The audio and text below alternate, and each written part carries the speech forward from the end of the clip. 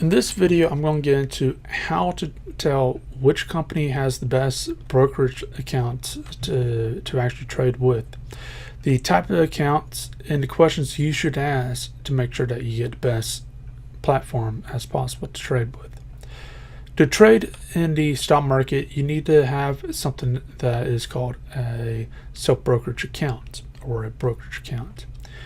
You'll need to have your own brokerage account, and opening a brokerage account is highly alike to open a simple bank checking and savings type of account. In fact, many banks have brokerage accounts, and many firms will even give you debit cards if you hit some limits. I know back when I was with Scottrade, I think it was like a $2,000 limit. They gave me a debit card. Same thing as far as a simple bank debit card, has the same type of stuff with it. As long as the money's in there, it's good and it works.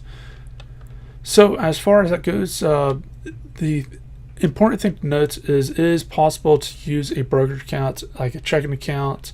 In some firms it does allow this, and on the surface level the only major differences between a brokerage account and a simple checking savings type account is the name. One lets you trade in the FDIC insurance for the United States.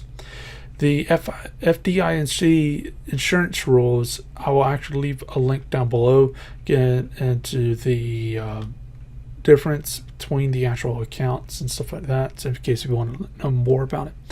But the first thing that you must research in actually figuring out which firm you should go with is the actual limitations of each firm.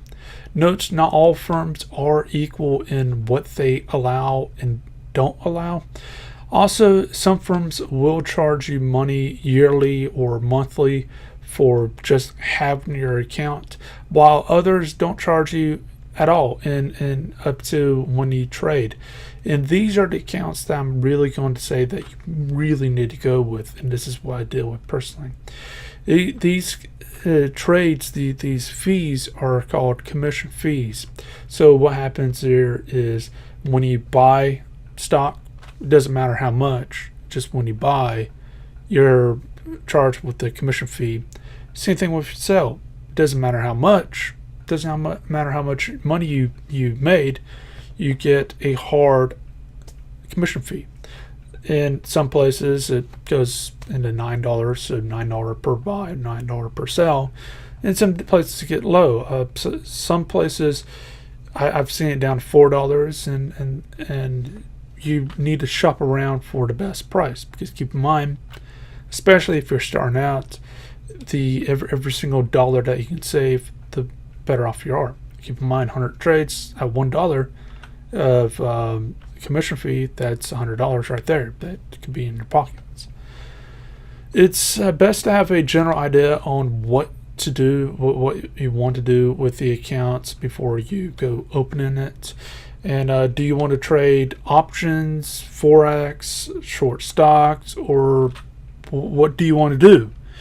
If you don't know what all these things are, that's fine. This is what this class is made for. And most accounts will allow you to at least long stocks, which is buy low, sell high type of stuff. And then they'll have the ability to add on features like shorting stocks and dealing with options. But it is important to note that on what limitations each firm has. And if you don't know what any of those the stuff means at any time, feel free to check in the previous video. There's a link there, and that gets into a investment dictionary, online dictionary that you can check out. And all that's free, by the way. We will cover most of what all this stuff means in later classes, but I personally would recommend focusing simply on longing and shorting stocks for a while before you move on to stuff like forex and a few other things. So with this in mind, I would recommend for you to do a simple lookup for the most well-known firms for your area. So within the United States, it is Scottrade, TD Ameritrade, Fidelity and those are the biggest at this time. Keep in mind there is plenty of others. It doesn't mean one's better over another because they're well known. It's just something that's, like anything that's well known, it's worthwhile checking them out. There's others that I can go on and on all day with the entire list. But the important thing to note is there is plenty of other firms, and some of them might be cheaper and even easier to work with. But most firms have a help site and see if you can look up how they handle just having a brokerage account, fees if they allow you to short, and the cost of that, and transferring stocks from one place to another, the cost of that. And you may have to call up and ask for these. These are very basic questions, and most firms, they have a full staff just for that one thing, because there's a lot of people who gets into this, they don't know one thing to the next, and it's fairly important to make sure that people feel comfortable so they sign on. And it's worthwhile to doing it, because the fact is just calling them up or looking at sites or both, which is fairly important, it's money. It's your money after all. The two resources that you have is time and money, and you need to save as much of both if you can. So questions to ask the firm should include, but not only include, the following: is what is the charge for just having an account and not doing anything with it, or for the stock to just sit in the account and nothing else? What you're looking for is, will they charge you yearly, monthly type of thing for just having the account, or will they charge you for something like commission?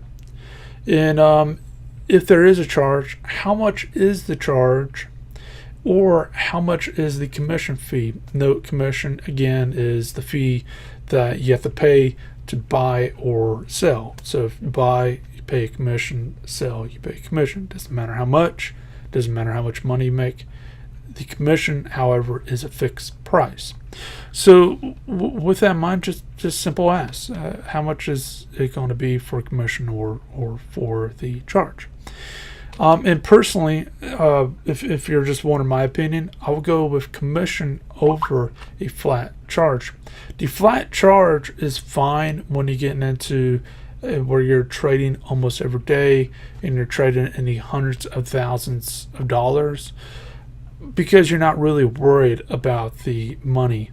But for the most part, when you're starting out, the commission fee is fairly important.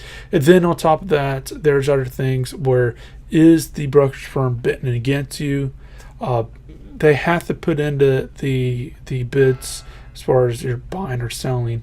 But as far as, did they delay it by milliseconds or not, type of things. So it's fairly important to note that what was the risk and everything. But I would go with commission if you're just wondering which way I would go. So with this, can you short stocks with them, which is another question. Can you short stocks with them, and what is the conditions that have to be met to allow you to short stocks? Now, it's common to find firms that will allow you to short stocks, but there normally is some type of restriction, like you need $1,000 in the account, or $1,000 of a mixture between stocks or in the account, or what it may be. But I'm going to get into what is shorting, but it's kind of common sense that there will be some type of restriction when it comes to shorting stocks. So the other questions that you should ask is, can you trade options, forexes, ETFs, and ask if what are you going to be using for?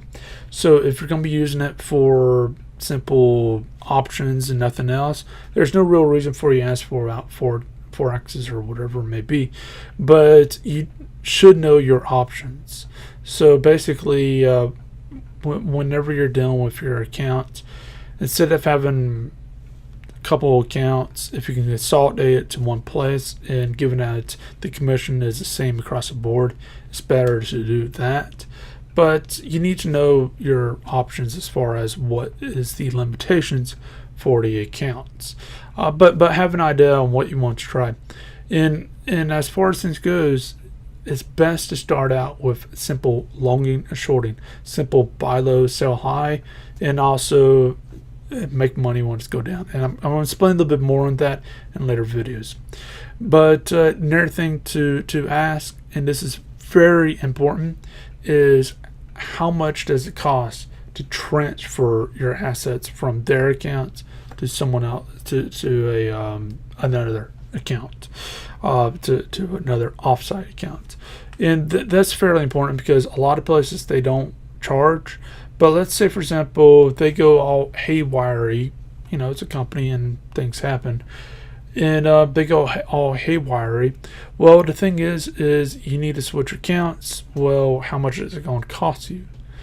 And what is the process to switch the accounts, switch the assets from your account to somewhere else?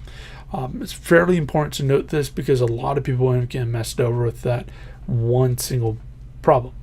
So it's fairly important to note that. So as far as that goes, let's go into actually how to make the account. And keep in mind, there's more questions that you should note that's out there, being like, what is the benefits for going with your company versus something else? Like, say for example, if I was approaching something like Scottrade, I'll be like, well, I'm taking a look at TD Ameritrade and this and this, and what is the benefit to going with you versus them? And you might be able to get a better deal. You might be able to get benefits from it, or you might be finding it's about all the same, which is more than not it is. What you're gonna find across the board. Now going on to my computer, you can see that I have Fidelity open, and I'm going to show you how to open up a brokerage account using them. Note, most places it's all overline. There's very little actually doing it in person or something like that. Some places do allow you to open brokerage accounts in person, but with today's world, it's going to be mostly all overline. So with that in mind, let's just go ahead and do the open account. And keep in mind, the process of actually going about this may be a little bit different from firm to firm, but I'm showing it with this since I don't have an account with Fidelity in the first place. And one thing I want to mention is, as of right now, being April, almost end of April 2017, Fidelity doesn't charge a fee to just have the account. So let's go ahead and tell them that we want to open a brokerage account. And you might say, well, is it cash management? We're not opening a cash management account. So from here, you might get something where it says open a individual or joint account.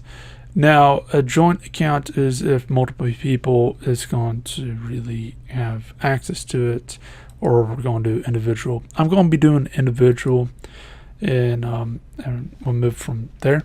And if you're already a customer of the place, then go ahead and select yes. I'm going to say no, and I'm going to put in my information at the bottom. So the next thing's next is I will need to put in the following information, and yes, that means social security number and stuff like that.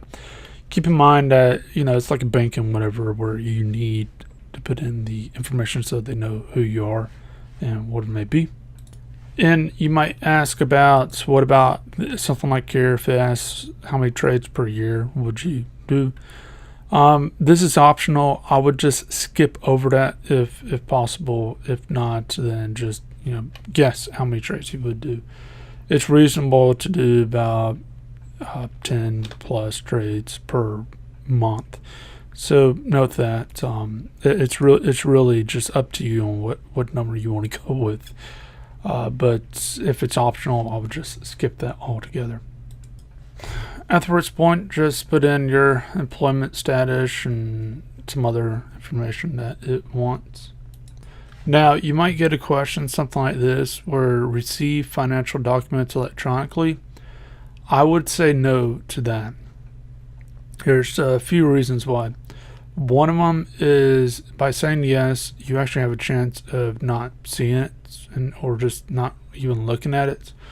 So what this does is it forces you to, you get something in the mail and be able to look at it. And the second, and this is very important, is it gives you a physical copy of what it may be. So, for example, if I wouldn't care too much about the trade confirmations and stuff like that, but statements, taxes, and stuff like that, physical copies are very important. So, what that means, and in some places, it lets you say, I want a physical copy of this, or everything else being electronic type of stuff.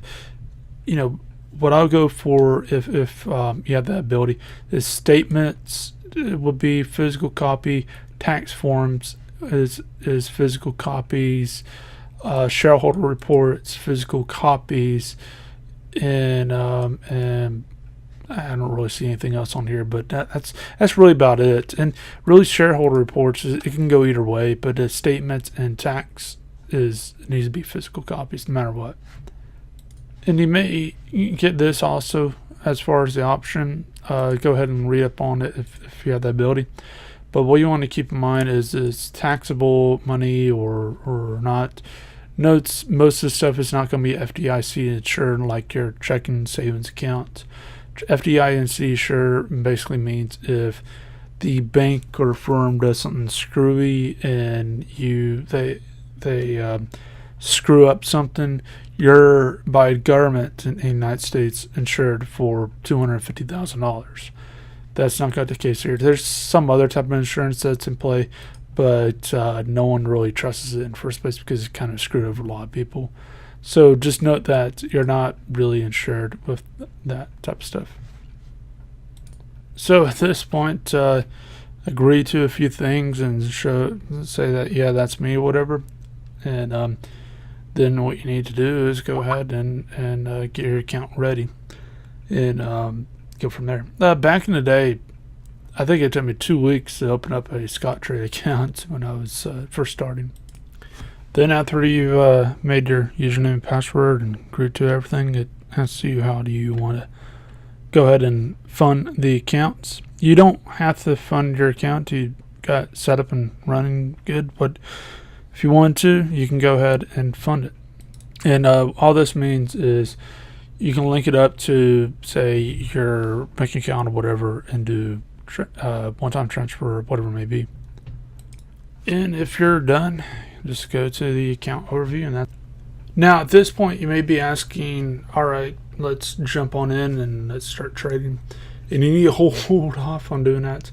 One thing I want to tell you to do right now, as of 2017 timeframe, one of the best platforms I've found to do your research on is Thinkorswim. TD Ameritrade owns it, and what I would advise you to do, you don't have to do it, but what I'll strongly advise you to do is, if you can, open up a TD Ameritrade brokerage account. Even though if you may never trade with them, and I've done this personally, is I've never traded with them because their commission is too high. It's as simple as that. So, but with that brokerage account, I have access to Thinkorswim and I can use it in advanced form. So what you should do is go ahead and and this is just my advisement to you, open up your TD Ameritrade account. Make sure they still don't charge monthly or yearly, and then that way you have access to Thinkorswim and you can continue on with the courses like before. Again, use the simulators and stuff at its point and actually go ahead and see if you can actually make do with that. Anyways, hope you have a great day.